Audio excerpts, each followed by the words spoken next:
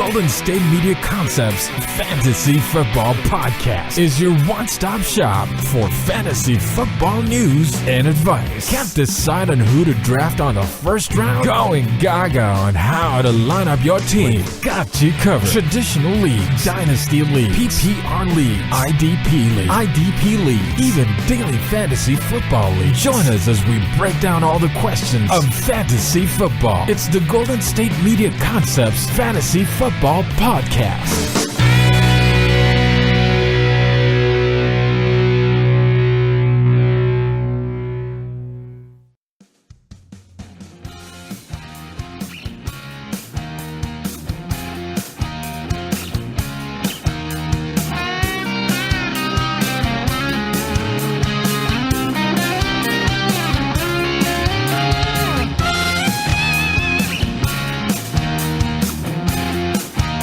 What is up? Welcome to the GSMC Fantasy Football Podcast on a Thursday today here, as we are going to do something a little different. Well, I mean, we talk about, this isn't that different. We're just shifting down the draft a little bit today. As I don't know if you guys have been who have been listening before, we usually do talk about the beginning of the draft or some of the better players and best players in the league that you'll likely find early in the draft available and not available late in the draft. But today we're going to do the opposite. Today we're going to talk about the guys that will be available late in the draft, mid to late round value that you're going to find throughout your draft. Whether it's going to be regardless of position. We're not going to go worry about, you have to draft tight ends late, or you need to snag a wide receiver or something like that, or a pass catching running back, which we'll talk about all of those today. But just going to try and give you guys some value. You know, sometimes it can be kind of confusing. Like, okay, I know who I want for rounds 1 through 5. Like, I know there's like 10 different guys that'd be okay with getting rounds 1 through 5 or something like that. Because I mean, it's tough to sometimes. Depends who picking in front of you. Somebody snagging your players in front of you, get some steals. But fortunately, usually in a snake draft, you're not going to have the same person picking in front of you every time. You're going to pick in front of them. Actually, it's going to rotate, so you can kind of hit them back a little bit. But there's nothing better than finding value late in the draft. I mean, last year, due to the weirdness with all with Zeke and the fact that he had to do all of his with the impending suspension, his draft stock plummeted and nobody really wanted to touch him early in the draft. I mean, I would say 5th round is probably the break right there. 1 through 4 is probably top half of the draft. 5th round is the start of the middle, and then probably like 9 through 13 or 10 through 14, depending on how many rounds you guys go in your drafts. Obviously, that just pretty much depends on how many bench players you're going to allow your league to have. The basis, I think, what I've been doing with the mock drafts is about 6 bench players, which I like to mix up. Probably usually use one for a defense just to have on the side. Use one for a couple running backs and then a couple of receivers and a tight end or something like that, just in case somebody gets hurt. I don't really want to have to worry about waivers or something like that. I like to have little backup plans ready to go. All right, so let's jump right into it. We're going to pick some players. We're going to talk about some guys throughout this segment. I'm going to probably do a couple of different guys throughout each segment. I don't know if you guys are... Well, I know I'm up right now. We record this show about 7 o'clock in the morning. So if you guys are getting up early to watch some golf, I know that's kind of what's going on. It's the dead week right now, so it means perfect time. If you guys are golf fans, turn into NBC and go watch the British Open from Carnoustie, Scotland. That's all I'll say. Tiger Woods out there, of course, and all your favorite golfers for those who are golf fans, because we are still about a week or so away from training camp and the rookies reporting. I think that the most teams are going to be doing the 25th, right? Yeah, July 25th as their reporting day for rookies. And I think the Ravens actually had their rookies come to camp yesterday or the day before, which was really early. But so, I mean, it's kind of in the middle of this dead week. And then also for those who did not watch the ESPYs last night on ESPN, or actually it was on ABC last night, go watch the highlights. Go watch the Jim Kelly. He's a football legend. This is a guy who has persevered through amazing just depression, not depressions, but just like unfortunate events in his life. And it just, you take your team to 4 Super Bowls, you lose all 4 of them in various circumstances.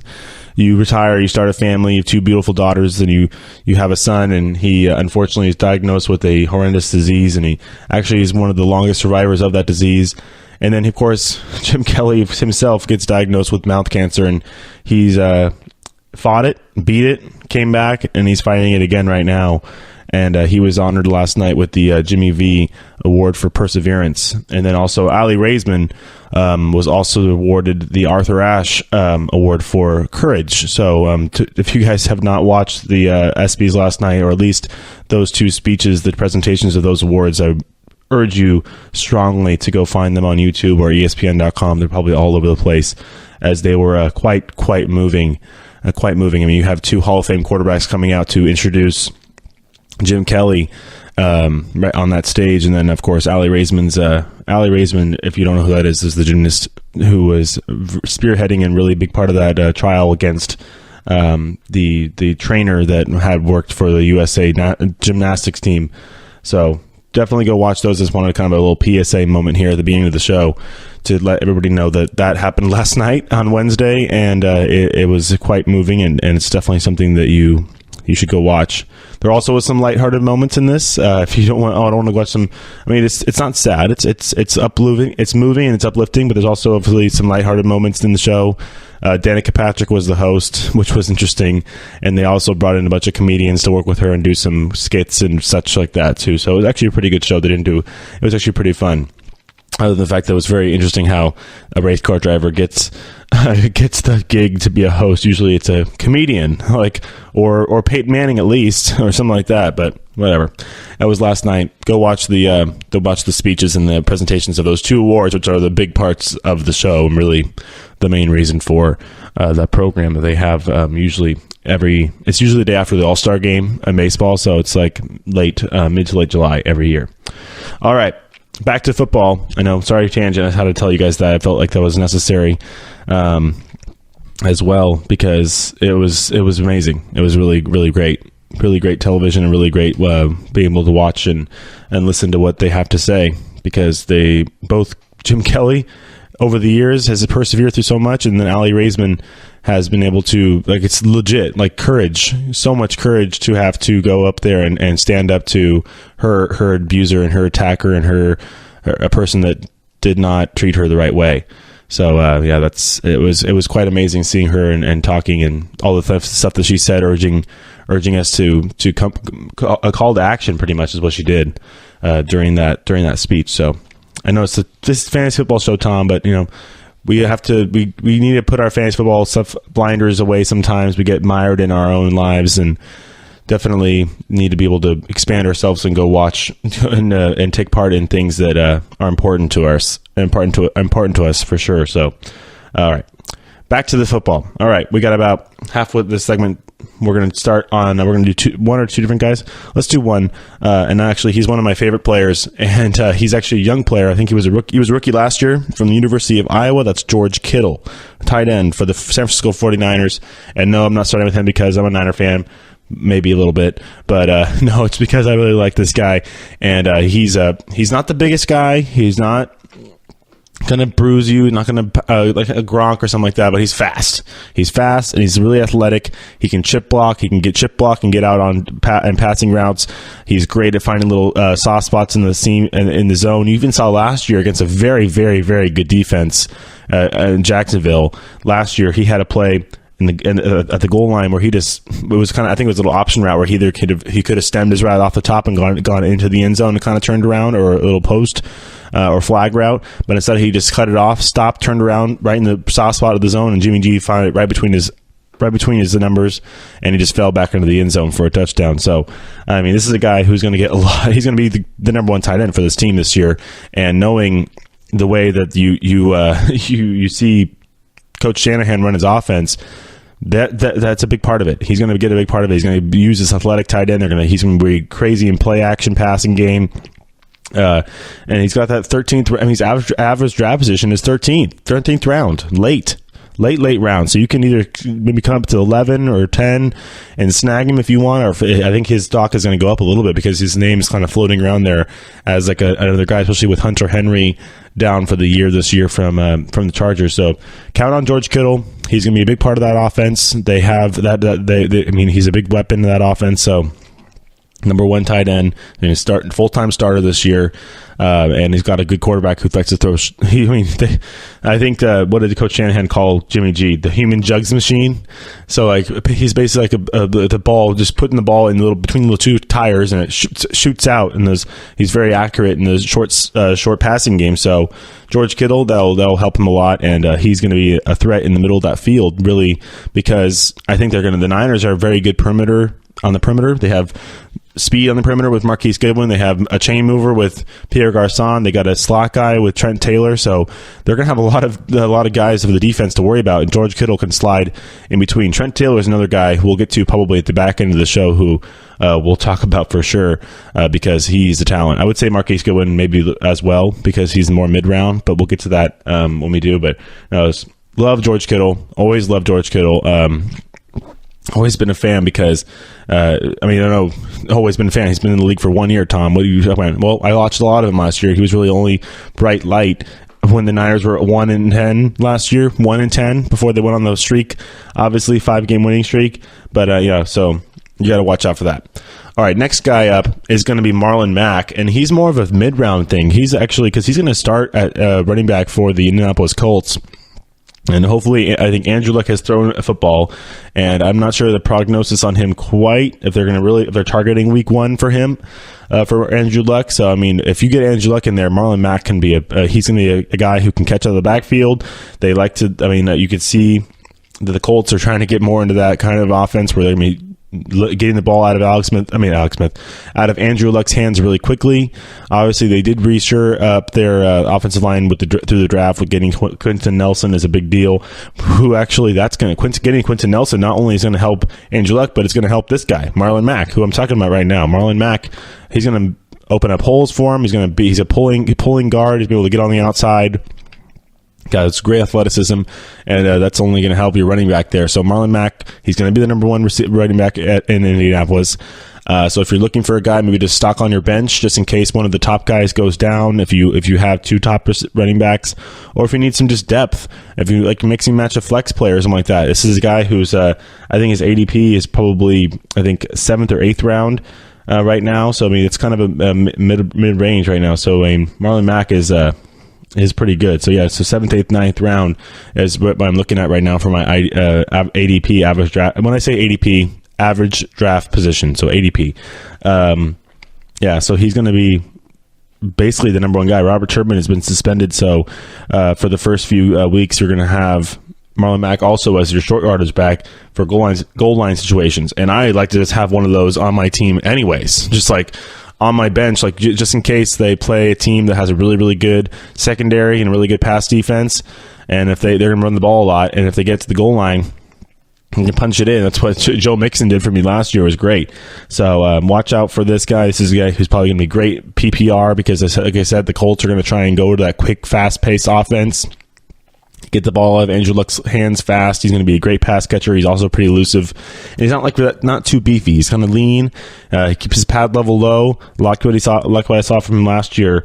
And this is a guy who's not drafted to be a big part of this team. He was drafted outside of the top 30 running backs, but will have a large role in this team, and he'll be the number one running back, obviously, and probably get if not all of the carries, or you can't get all of the carries because you're going to get wear the kid out. But this is definitely going to be a team now with Andrew Luck, with an upgraded offensive line, and it's the same weapons. They have the weapons on the outside are fine.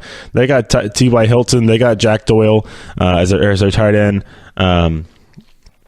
They don't have. I don't think they have that receiver anymore because he went to the Patriots, but for the Jacoby Brissett deal. But the Colts, I think, are going to be kind of interesting. They play in a tough division, honestly.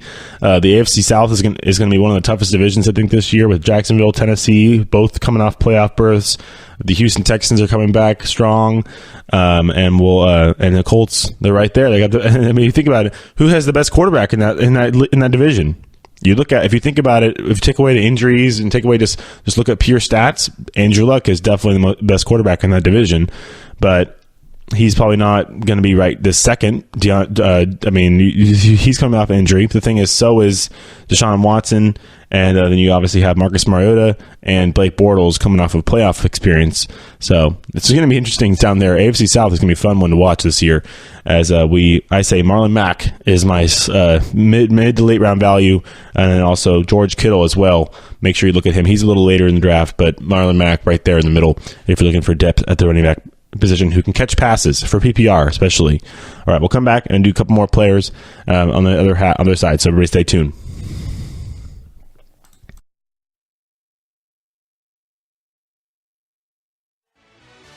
Are you looking for the very best NFL and college football podcast? Then check out the GSMC Football Podcast. Get the latest football news both on and off the field. From the NFL Draft to trades to the rumor mill to the NFL Combines, they got you covered. That's GSMCpodcast.com/football-podcast. Get updates on college rivalries, game day insights, and much, much more. It's football talk the way you want it. This show eats, sleeps, and breathes football. Don't forget to like them on Facebook and follow them on Twitter. Visit GSMCpodcast.com for more info.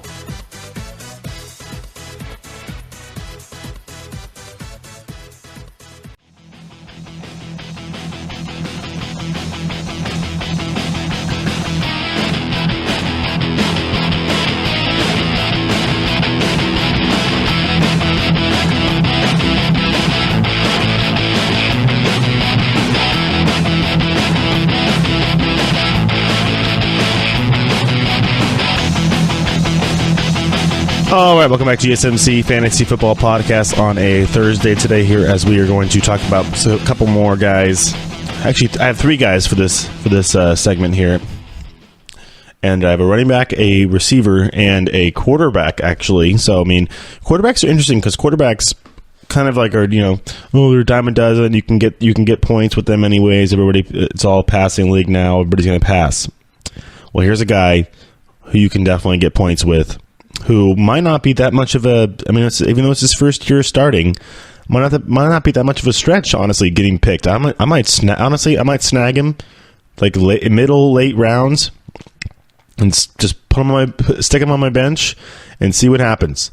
And if he gets a good matchup, and obviously he's got great weapons around him, and Tom, just say his name. It's Patrick Mahomes. Okay, guys, it's Patrick Mahomes. If you didn't know what I said, if I was like, his first year, it is his first year starting. He sat behind Alex Smith, who's actually probably a great person to sit behind, because Alex Smith is a technical quarterback, and he's very good with the short touch passes, and probably when it comes to reading defenses and getting in the right play, he's probably a great guy to be underneath. The only thing he doesn't do is throw the ball down the field. He doesn't have as strong of an arm. Patrick Mahomes, he is a cannon. An absolute cannon of an arm. It is a miss. He throws missiles. Literally frozen ropes. And I know he only went to Texas Tech. He just throws the ball around.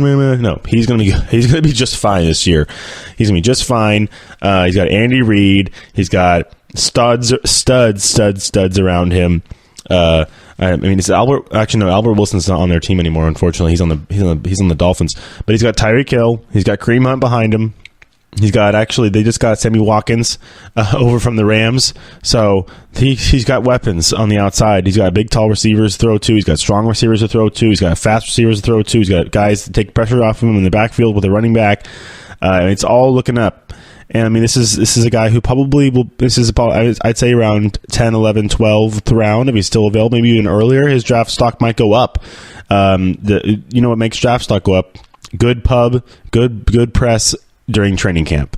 If there's reports out from Chiefs training campus in the next month before we all start drafting, that he is like a stud and the Chiefs love him and he's doing all these first team reps and he's great, they love him, great, and you get through preseason and he's doing great in preseason. Watch, it's gonna tick. It's gonna be all of a sudden it's gonna be like, I know, pick quarterbacks late.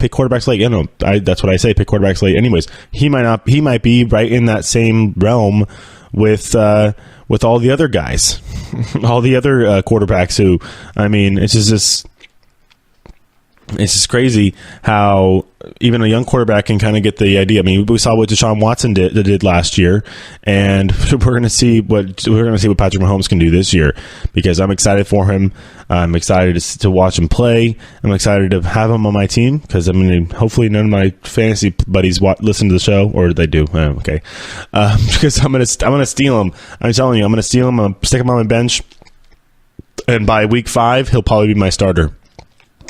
But the thing is, you also have to watch out, like I said, for the fact that if he goes off and has a great training camp and has a great preseason and shows that he has the arm and he can really use those weapons around him, then he can turn into a top 5 quarterback. The thing is, there's so many different guys. I mean, these days, right now, the thing is, I actually not a big Russell Wilson fan, so I kind of take him off my board. Deshaun Watson, I'm a little worried because of his injuries, but I think he's been fine. He's a young kid. He bounces back quick. Carson Wentz, same thing. Then obviously got Aaron Rodgers and Tom Brady. So that's pretty much your top 5-6 guys. Drew Brees in there as well. But so you definitely can think about that. Putting Patrick Mahomes in there. The thing is, you only need so many players. You have a 10-team league. You need 10. There's only 10 quarterbacks. Except I just like to have another one just sitting there, just in case. I don't have to worry about going through waivers or getting the quarterback I want. If there's a crazy injury or something happens, I like to have a quarterback to put in place, and then I'll worry about the waivers down the line eventually. So that's what I like to do. And Patrick Mahomes is my guy for this year for sure. I love the weapons he has around him. I love the coaching. They did just change their offensive coordinator. I think Andy Reid, I'm not really worried about it. Andy Reid can call plays if he really wanted to. Their offensive coordinator, he's the head coach of the Chicago Bears now. And we'll actually be talking about a Chicago Bear in just a moment as a running back, the running back from the Chicago Bears, as we'll get to that in a second. But no, Patrick Mahomes, I think ADP, quarterbacks are weird, so I don't know. ADP is probably... quarterback 15 right now is what he is at. I think he's going to end up by the end of training camp. He's going to be on quarterback 12, 11. He's going to jump. I think he's going to jump in front of Case Keenum. He's going to jump in front of maybe even a Matt Stafford or a Kirk Cousins. Maybe. I mean, he's young. I know that he's not going to get drafted as a starter. He's going to get drafted by me to sit on my bench and just wait. And wait. And if I see a good matchup coming up, I think their schedule is probably, I can figure out their schedule. They're AFC West. They play the Raiders twice. They play the Chargers twice. And, the Raiders secondary, we'll see how that works this year. And then obviously we'll mix and match, and you play it as you go. So I mean, it's all about it. It's all about it. The thing is, you can't win your fantasy league in the draft. You can lose it though. And if you pick him, I would not. It's definitely. For drafting quarterbacks late, I'd take him quickly. And after getting another quarterback, I mean, I wouldn't mind having him like a Jimmy Garoppolo, or him like a Carson Wentz, or him in the Drew Brees, because if something happens, he can pop right in there and be fine. And also, you could watch him because his points will still you're gonna see what kind of points he's getting, and then if all of a sudden he goes off and people are like, oh my gosh, you got to pick him up. Oh, I already have him. Sorry guys, it's too bad. I'm gonna start him next week. All right, next guy is Tarik Cohen. I love Tarik Cohen. I know he's the second running back behind Jordan Howard, but Jordan Howard is not a pass-catching running back. Tarik Cohen is the pass-catching running back for the Bears. He's got a young quarterback. He's a guy who's kind of slipped through the cracks of the first 4 or 5 rounds. He's probably going to be more of like a 6th, 7th, 8th round ADP guy. I think maybe even a little bit later, but definitely will be heavily utilized as a receiver. And there's so many different guys out there, like a Christian McCaffrey and a Jerick McKinnon and a Amir. Well, it depends if Amir. We don't know. I'm not even going to talk about the Lions running back situation right now. But there's a lot of pass catching running backs out there. Like even Green Bay has 2 guys who are very good out of the backfield. Aaron Jones, and Williams are good. So and then they obviously have the guy who was a receiver in Montgomery. So and that's in the same division. So you have options. But I like Tarik Cohen. He's super fast. He's elusive. He's small. He had a great stretch. I think 3 weeks last year of a stretch where he had 2 touchdowns in every game or something like that. He had some crazy plays, and all of a sudden popped up on your blips on your radar. It's like, oh, who's that? Who's that guy? So I mean, this is a guy who. This is the guy who had 140 touches I mean, should easily surpass 140 touches. Like I said, yeah, he had 44 touches last year. That's not a problem. Probably will be around 200 probably this year because I mean he's going to be probably getting about 25 a game or 20 a game at least. I mean, the other thing is you got another running back. Jordan Howard also is more of a power back. So if they want to kind of use a change of speed kind of thing, he'll get chances to catch running the ball out of the backfield too. So PPR machine, definitely PPR. You'll also get the value out of the backfield running game. They might even split him out wide and run like an end around or something like that as well because that offense is going to get revolutionized. That's a new head coach. You got the guy Nagy, right? From Matt Nagy from the Chiefs as their new head coach, and he's pretty innovative. He's the guy who was able to get Tarik Hill going for the Chiefs with those end around plays and all those jet sweeps and everything like that. Also, Kareem Hunt was a young and kind of unknown running back. Turned him into a Pro Bowler, the offensive rookie of the year. So you can think about that as well because, I mean, it all comes to play calling is a big deal, obviously. Like we talked about it. Performance variables have to do there's lots of variables for performance, and that's one of them is play calling. So you have to worry about Coach Nagy is going to be utilizing this guy a lot, so that might bring his draft stock up. I mean, the more touches, the thing is volume in itself, opportunity in itself can bring up draft stock. Can you bring your draft stock way up? Because the fact is, these guys are professionals. If they get enough touches, they're going to get yards. They're going to get their points. They're going to bust one eventually. So it's all about opportunity. Sometimes, I mean, you can't do anything. You miss all the shots you don't take, basically. In NFL, you are given those shots by your coach and by the play call. So, I mean, unless you're, of course, the quarterback. But, I mean, this is a guy who is going to go off, I think, this year. And, I mean, he had a good. I mean, the thing is, he wasn't bad last year. He was good last year. He was a good fantasy player. Just kind of streaky sometimes, where some weeks other than others, he'll be better than others. But you saw me in my mock drafts. I think I would probably. Four of the last 5 mock drafts I've done, I think I picked him because I like him late in that round, maybe 8th, 9th, 10th round.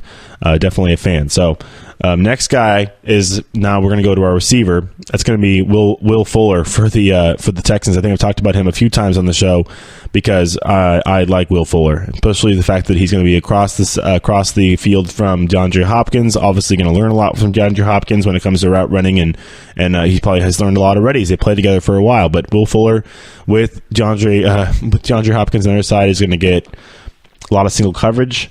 He's going to get a lot of chances to run take the top off the defense, and maybe even pop a deep pass. So, and then Deshaun Watson likes to throw the ball deep. He's not afraid of airing it out. So look for Will Fuller down the sideline on the right side because you see usually Hopkins line up on the left, Fuller on the right, and leave it to Bill O'Brien to figure out those route combinations. He's a good little offensive mind, and I mean, as long as you can keep Deshaun healthy. The thing is, the Texans, it kind of drops off after if they lose their quarterback. So you don't want to think about that though. We want everybody to come back healthy. We want to think about positive things, positive thoughts.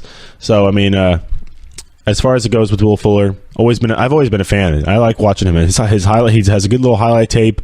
He's fast. He goes and gets the ball. He's not that big, but he's not too small. He's got a good frame on him, and he's also very good on the sideline. So I mean, he's a young player who's going to have a lot in front of him. He's got a lot to learn too. He's got not legendary, but a all-pro, Pro Bowler, perennial receiver who I think is arguably one of the, if not the best receiver in the league, in DeAndre Hopkins. So especially with what he's been able to do with the quarterbacks who've been throwing to him.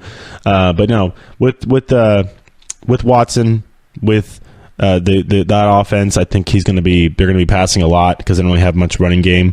Lamar Miller, we'll see what they could do with that with him. But I love Will Fuller. Always been a fan. He's going to be kind of in the same thing. We're in the middle of that draft. I know it's like, but DeAndre's going to get all the touches. DeAndre's going to get double covered every time. He's going to get touches too, but he's going to get double covered a lot. And Will Fuller will have one-on-one against a cornerback or what have you. So safety doesn't matter. He'll get open. And Deshaun, if he's smart enough, he's got the quarterback coach to tell him. I mean, this is a guy who Bill O'Brien has been with Tom Brady for a long time, and Tom Brady's not and doesn't really have much allegiance to one guy. I mean, I know when Wes Welker was there, it was a different story, but that was because Wes was always open. But So we have to take that into account, the fact that Deshaun Watson will be taught to spread the ball around, not just to have to force it to DeAndre Hopkins. Get the ball around. I mean, look at the touchdowns he threw last year. All 19 of them. Not all 19 of them went to DeAndre. Will Fuller caught a few too. So definitely like Will Fuller. You're going to find him falling on the draft. There's just so many receivers out there.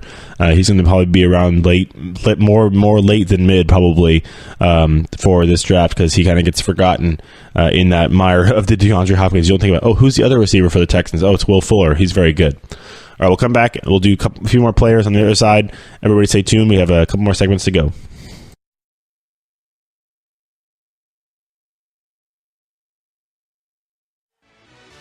Check out the show that's built on the MMA. From the UFC to extreme cage fighting, they got the fights covered. Check out the GSMC MMA Podcast. Get the latest news on past or upcoming fights. Join us as we talk to and about some of the biggest names in the MMA, past, present, and future. When it's the fight game, there's just one show to check out. GSMCpodcast.com/MMA-podcast. Don't forget to like them on Facebook and follow them on Twitter. Visit GSMCpodcast.com for more info.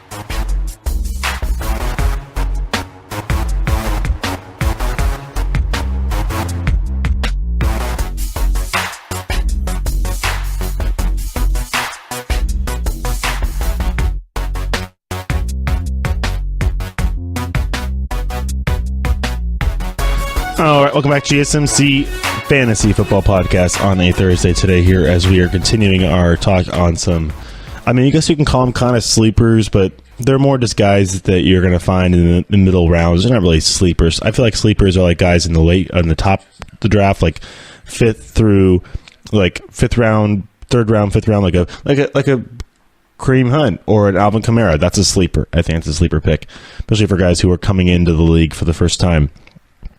All right, so 3 receivers for this segment. I talked about one of them a lot, Jordan Matthews, as he goes over to the Patriots, and the fact that he's on the Patriots with Tom Brady, with Josh McDaniels, and all those guys with them. I mean, you look what Tom Brady did with some of those no-name receivers that he's had before. Kimbrel Tompkins, really. I mean, even Chris Hogan. I mean, Chris Hogan's turned into quite a good player, but Tom Brady, do you think he has anything to do with that? I mean, Jordan Matthews was good with Nick Foles and Chip Kelly, and then he goes and gets traded to, for some reason, the Bills, and then, of course, he comes over to the Patriots now, and he's probably looking for another resurgent year. He's a guy who was up in the top of the draft. Top of draft boards for a long time, and when he was with the Eagles, especially when the Eagles were having those years with Chip Kelly just a few years ago. But now he's in New England. Now he's with Tom Brady. He's going to have other guys next to him who are probably more accustomed to being with Brady. But I mean, the thing is, being with Brady, all you got to do is get open, put your hands up, or at least be kind of open. He'll throw you open. That's the thing. That's how good Tom Brady is, and having a big, tall receiver on the outside is going to be, I mean, remember the last time he had one of those that was actually a experienced professional, not just some nobody. His name was Randy Moss. You know that, right? I mean, obviously Randy Moss is the second best receiver of all time. I'm not saying Jordan Matthews is close to that, but the fact that he's an experienced receiver, is a veteran in the NFL, knows, obviously has probably a great route running ability, a great route tree, great route running ability.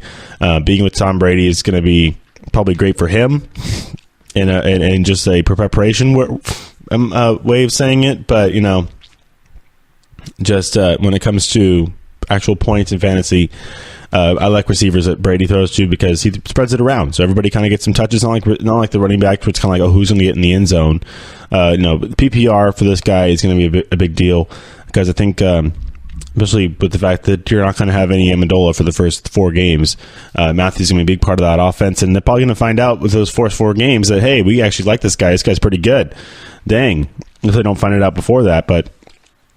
We like to throw to him, but at least Brady does. And I saw actually just a the Football Life on NFL Network on Wes Welker, and that guy, talk about a career.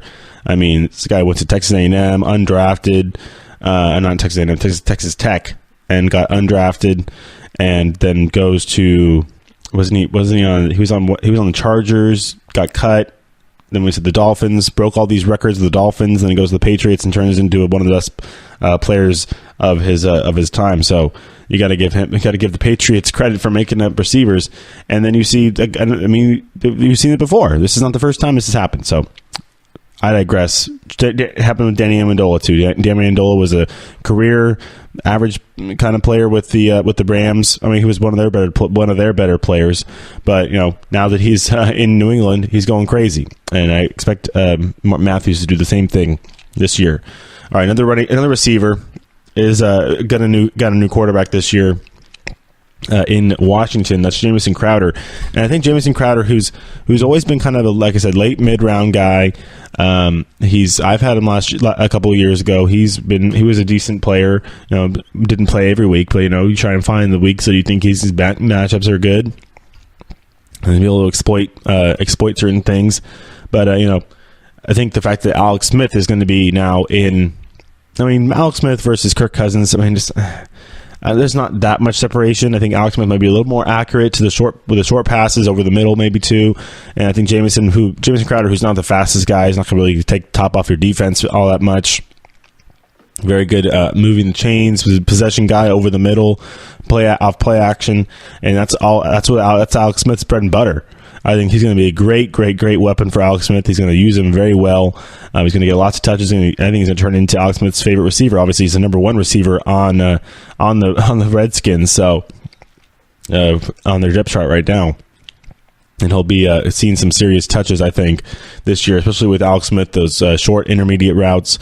Look for him in PPR, especially. Been a fan of Jamison Crowder for a while now, so I like the way he runs routes, like the strength that he uses to get the tear balls away. I mean, he's like, my ball.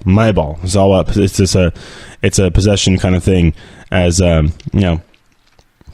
that's kind of the receiver he is. Like I said, he's not the fastest guy in the world, but he's this big, strong guy.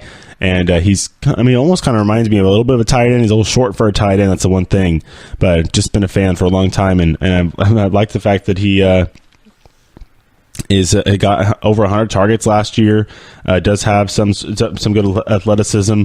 Like I said, he's not really going to be the big burner or take top off the defense, but he's going to be very good with Alex Smith. And like I said, play style really matches that the ability of Alex Smith to kind of methodically make his way down the field.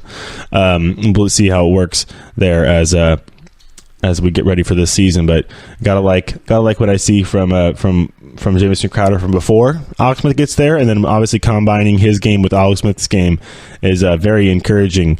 As we look at some guys to talk about. His ADP right now for PPR wide receiver 38. So that's for PPR, non-PPR, it drops a little bit, but 38th receiver, that's going to be late rounds, 10th round, 12th, 11th, 12th round, maybe a little bit earlier, but there's just a lot of talent out there. I like to pick out guys here and there.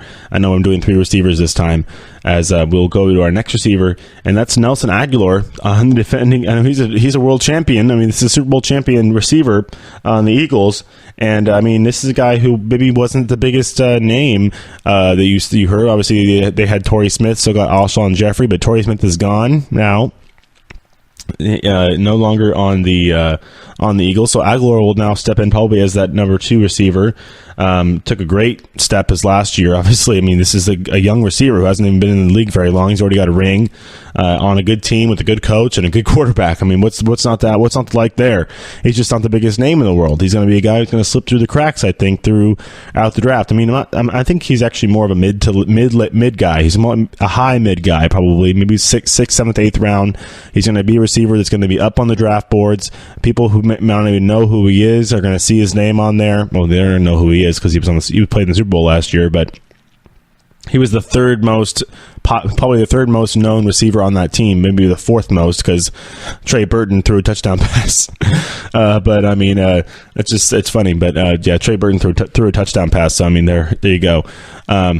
it goes. But as it goes, Nelson Agholor, he's got some good skills. I mean, this is a guy who has a great receiver. He had more receptions than Alshon last year and yards. And I could see a huge spike, obviously, with the fact that they're not going to have Torrey Smith anymore. So look for him to be that big number 2 receiver. I have 2 tall, big receivers on the outside for Philly, and with one of the best quarterbacks in the league, talent-wise, and be able to extend plays and everything. You're going to be able to. That's just asking for points right there. Asking for points right now. So definitely like Nelson Agholor. I do want to find one more guy to get to. I mean, I know we talked about Evan Engram and such. I think he's more. He actually could be a mid to late round value guy too, but he's more of a breakout guy. I think who's actually gonna. The thing is, that his position doesn't get drafted until that round, the mid rounds, anyways. The only tight ends you're really gonna stretch for, maybe in the 3rd, 4th round, will be Gronk or Travis Kelce or Zach Ertz or something like that. So definitely think about Evan Engram. He's the 4th ranked tight end right now on Fantasy Pros. He's ahead of Jordan Reed. He's ahead of Kyle Rudolph. He's ahead of some really talented guys. But you know, if you miss out on Travis Kelce, if you miss out on Gronk, even though actually you might think, oh, he's in New York, it's crowded. They had Saquon, they got Odell. Well, they're going to be keying on Saquon. They're going to be keying on Odell. I talked about this a lot. I think I talked about it on Tuesday. They're going to be keying on all those guys, and they can be guys who. And they're going to be guys who are going to take up defense. They're going to take up attention from a lot of players, and look for Evan Engram to be a guy who's matched up on a lot of safeties, a lot of linebackers, and he's fast. He's quick. He's got good quickness. He's got the ability to kind of sneak through the cracks, but also get those matchups where he's going to be seeing a lot of linebackers. And he's going to just eat them alive. And hopefully he's got the quarterback who's not going to be like, oh, I got to throw it to Odell. No, he's got a quarterback in Eli Manning who's not going to do that. He's going to scan the field. He's going to see him open, and he's going to get it to him. There's a reason why he's the number 4 receiver, number 4 tight end, only after playing one full year in the NFL. I think he's played a year and a half, actually. But last year was his first full year in the NFL, and he's already number 4. I mean, he's already ahead of some very, very good tight ends who have put in some time in this league. And it's because he's going to get 100 targets. He's going to be the number 2. Experts have him ahead of Sterling Shepard as the receiving option for them, because obviously Odell's number 1, and then they put Ingram as number 2. In their schemes, because I guess maybe I don't know. It's a long season. They're not going to be able to. Odell's going to be a decoy. He's going to throw it to Shepard all the time. People think that Shepard's going to go downhill this year. I honestly think they're going to be fine. That offense is going to be keen, and you don't have a quarterback who's really that allegiant to anybody other than the fact, oh, they need to feed Odell. He's got to feed Odell. Yes, stop it. I'm going to feed anybody. Get open. You'll be fed. Come to the table. Ready for dinner? I mean, come on. Or go get your own food. Get open. Like, hello. You got to feed Odell. Got to make him happy, or he's going to whine. Okay, get off my team. I don't want guys who have to freaking worry about whining because they don't get the ball. Like, annoying. Enough. I'm not an Odell Beckham fan at all, honestly. Not really. I mean, you saw what he wore last night to the freaking ESPYs. It was just ridiculous. But it's whatever. Honestly, it didn't look that bad. But it's just like, okay, bro, we get it. You're cool. You're a cool cat. I was trying to be the LeBron of the NFL, and you're just not. You're just not. You're not. You luckily had things blown over from whatever happened over the offseason in France. I'm not going to go there during Fashion Week, and then you come here and hopefully rehabbed all right, and your leg is good because the Giants need you. Even though maybe they don't, because the Giants last year, look at their record last year. Look at what did Odell convert to wins last year? No, he didn't convert to any wins last year. None. He didn't. They actually played better with him injured. I think they won more games with him injured than they did when he wasn't injured. So that goes to show you. And obviously, the offense of the Giants has completely changed now with the addition of Saquon Barkley. So But Evan Engram, he's a good tight end. He's going to be open a lot. He's going to get some great matchups. He's a mismatch nightmare. He's a nightmare for linebackers. Honestly, I don't know how defenses. If you're a defensive coordinator, what do you do? It's like, okay, we got to put one guy on him. We got to put one guy on him. They're going to have a lot. They're going to be stretching people thin on the defense. Obviously defenses are designed to cover everybody, but there's just so much talent when you have Saquon and an Odell and a fast, quick tight end, and then also a nice stud. But a younger, quick receiver as well. On the other side was Sterling Shepard. So the Giants' offense, we'll just see if Eli can get him the ball. I think he's not like his brother, where he couldn't barely throw a spiral late in his career. I think Eli will be fine, but Eli also has a tendency to throw a lot of interceptions. So we'll see if Odell gets mad by the end of the year. All right, we'll come back and do 3 more players, or maybe 4, in the last segment of the day, as we'll finish up the show today and send everybody off for a good weekend. Stay tuned.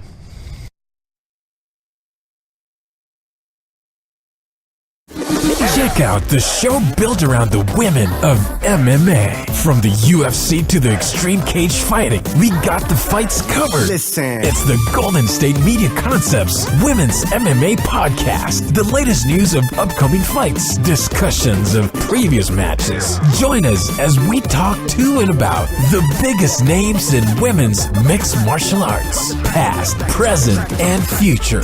When it's the women's fight game, you know where to listen to. The Golden State Media Concepts Women's MMA Podcast.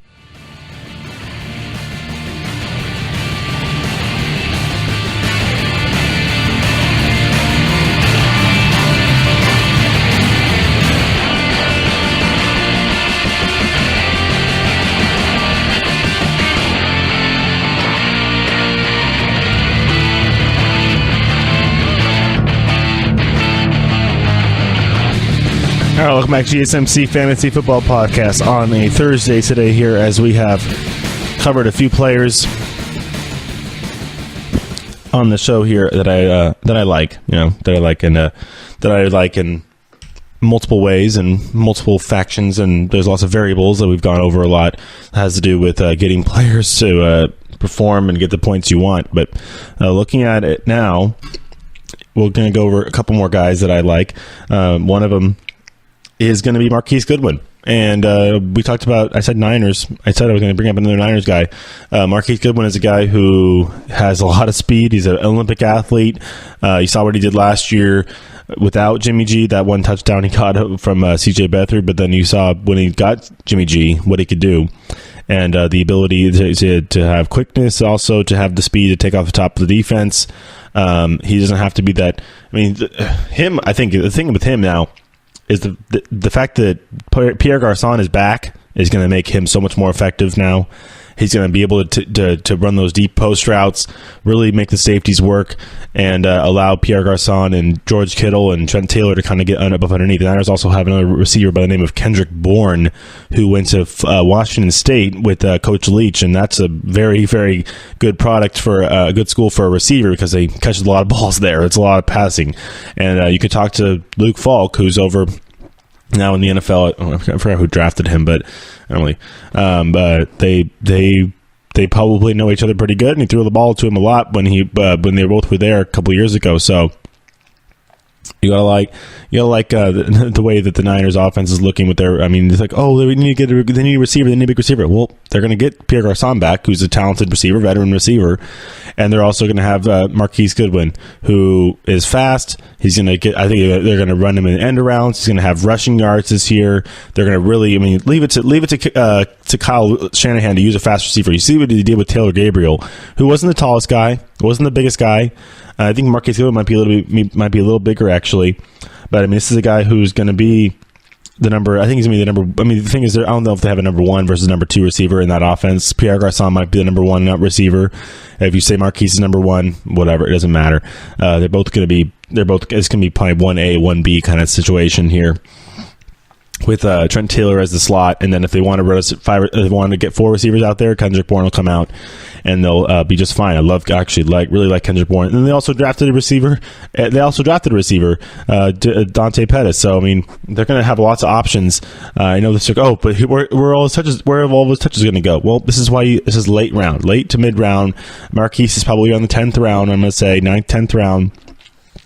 And he's a guy who I would just sit on your bench and maybe put into a flex position once in a while. If he's got a good matchup, the Niners, they have an interesting little schedule this year. They play a couple teams with some weak pass defenses. So, obviously, you're always going to figure that out throughout the season it goes, and you watch preseason and you learn where you can find value and where you can't, especially when it comes to if you do draft Marquise, and okay, I don't want to play him against this team, but I want to play him against this team, but I don't want to play him against this team. So you think that he's going to be more effective in certain weeks, because that's kind of how I do it. My lineup turns over week to week. Not like I add a bunch of players, but I just I use my bench. I rotate my bench out. I use the bench as a kind of another waiver situation where if I don't really want to give up on this person, but I want to have him for later, or if I want to kind of rotate more players in, then we do it that way. So Marquise is a guy who can definitely fit that mold. Last year I had him where he was the number one option last year because there was no Pierre Garçon. And he put up 25 points. I mean, I could look it up right now. I mean, this is on Yahoo, PPR, but I mean, he started for me. I think the championship week, he started for me. He was on my bench my championship week. But I mean, go back to even in the playoffs, he had 22 points in the semifinal against the Titans. I mean, in a good game. We had a rush, 10 rush. I mean, yeah. So even there, they're getting involved already in the running game. So I mean, that's value. That's value, right? That adds more value because rushing yards. He had one rush for 10 yards. That's the whole point. It's like another catch, basically.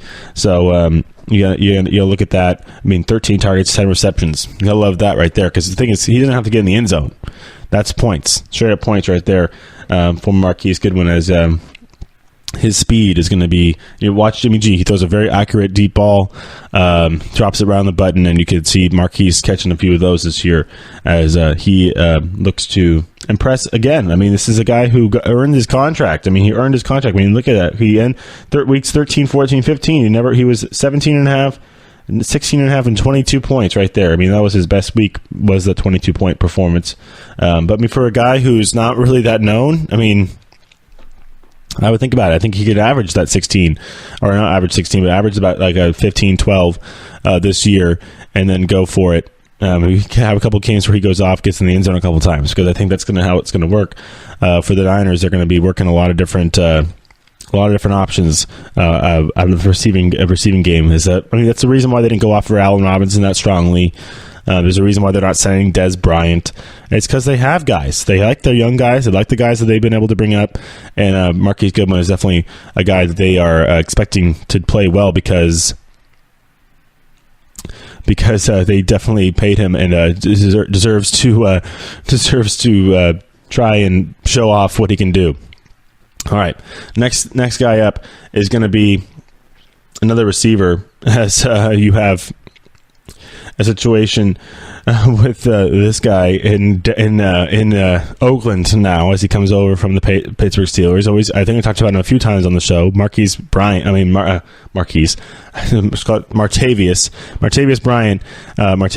as he comes over from the Steelers to the Raiders, and will be their number 2 receiver. I think he's going to end up being, he's not going to be the number 1 because you have Amari Cooper there, but him with Amari, and then you're going to have, it might be a little crowded. I don't know if you think that's crowded, but Derek Carr likes to spread the ball around. Receivers, you're going to get lots of touches. I wouldn't touch him. I wouldn't really think about PPR, maybe late for non-PPR, but for PPR, I would think about it maybe more of a 9th, 10th round. ADP, if he is going to be, yeah, I mean, he's definitely a steal at his current ADP. I mean, his current ADP is probably like 9th, 10th, 11th round, which is not bad at all. I mean, this is a guy who came in and stepped in for Antonio Brown. I mean, injuries happen. I'm not going to say I don't want to bring anything on anybody, but you never know.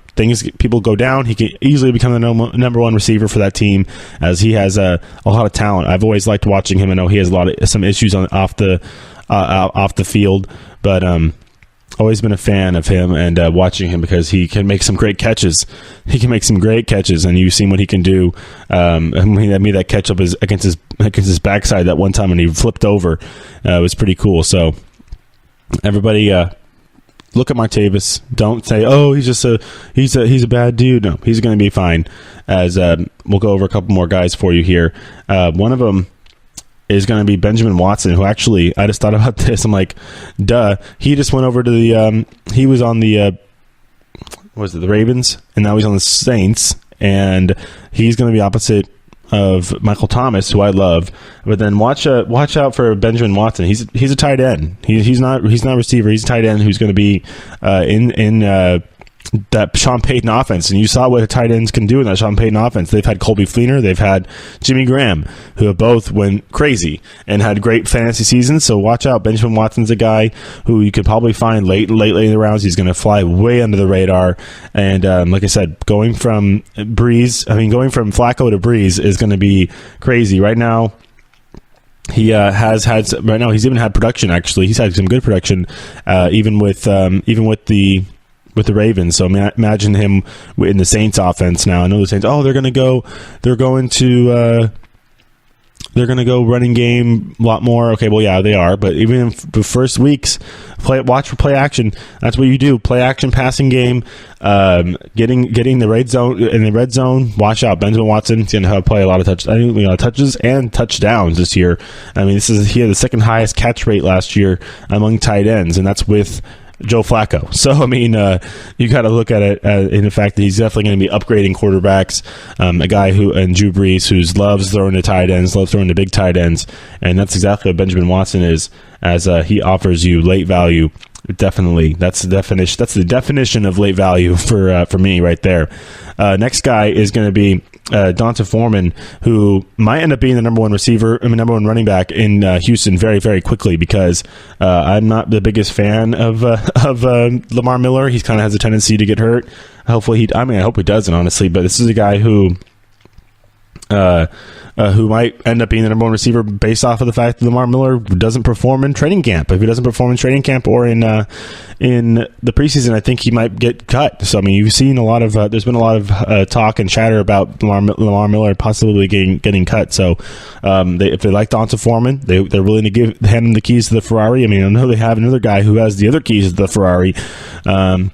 I mean, maybe if you want to think about it, the quarterback has the keys to the Ferrari, and the running back has the keys to the bulldozer or something. If he's going to be the guy who's going to really break the tackles and bulldoze through that line, so Donta Foreman's going to get the bulk of the carries.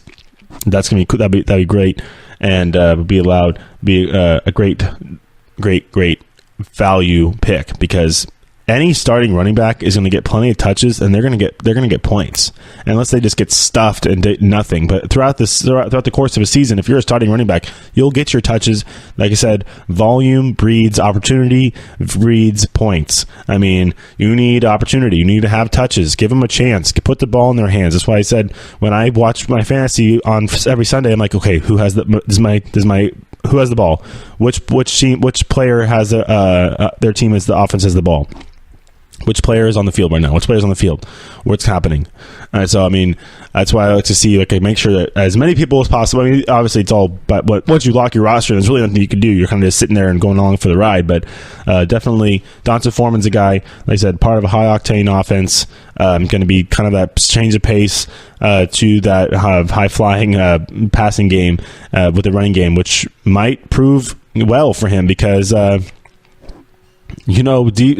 that's funny, because you have situations where defenses are bringing it back up, linebackers back up. All of a sudden, it's a really soft in the middle, and you can find room and work your magic there. And Donta Foreman's been able to show that he can do that. I mean, this is a guy who can score touchdowns goal line. He's strong enough to get points down there. So, I mean, that's easy points right there, is goal line offense. I love that. Get punching in. I know you're not going to get much on the yardage, but it doesn't matter. All right, another guy is Nick. We'll finish the show up with Nick Chubb, as I wanted to throw a rookie in here. because even though the NBA has silly rules where Patrick Mahomes technically would be considered a rookie. Well, actually, did he actually play last year? He came on the field last year. Okay, never mind. He played like one game. Never mind. But Patrick Mahomes is a second-year player versus Nick Chubb is that rookie. He is coming obviously from Georgia to the crowded backfield in Cleveland, but I think that he's going to prove that he'll be that short yardage back. He's going to be the guy to get the bulk of the carries in short yardage and also in goal line situations. So I know they're going to probably throw the ball out of the backfield a lot to Carlos Hyde and to Duke Johnson, but Nick Chubb's going to be the guy to get the ground and pound yardage, and you never know. When you get a chance like that, you can pop one, and you can watch out for that. So, he's the 35th pick overall. Second round, so they definitely have to try and get him some touches and work it out. So when it comes to Nick Chubb, this is a guy who's gonna get rotated in. They're gonna throw the ball. They're gonna run the ball a lot in Cleveland, and they're gonna be able to maybe get him in the end zone a few times this season. All right. We'll come back on Tuesday next week and do another edition of this GSMC Fantasy Football Podcast as I'll send everybody off for a good weekend, everybody. Talk to you guys later, and have a good one. Bye. You've been listening to the Golden State Media Concepts Fantasy Football Podcast, part of the Golden State Media Concepts Podcast Network. You can find this show and others like it at www.gsmcpodcast.com. Download our podcast on iTunes, Stitcher, SoundCloud, and Google Play. Just type in GSMC to find all the shows from the Golden State Media Concepts Podcast Network. From movies to music, from sports to entertainment, and even weird news. You can also follow us on Twitter and on Facebook. Thank you, and we hope you have enjoyed today's program.